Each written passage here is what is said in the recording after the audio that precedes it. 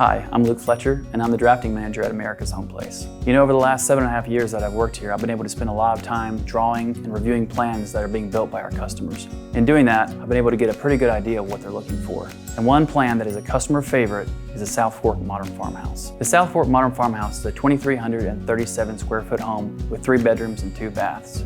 It's actually our #1 liked elevation on our website.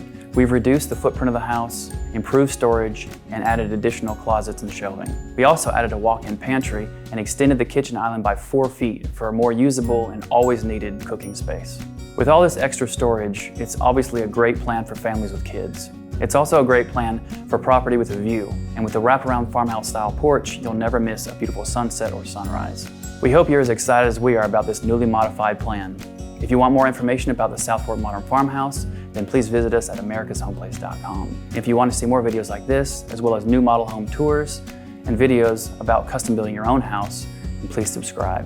If you like this video, please give us a thumbs up. It really helps us out. I'm Luke Fletcher, and we hope to see you real soon at your nearest America's Home Place. Thanks.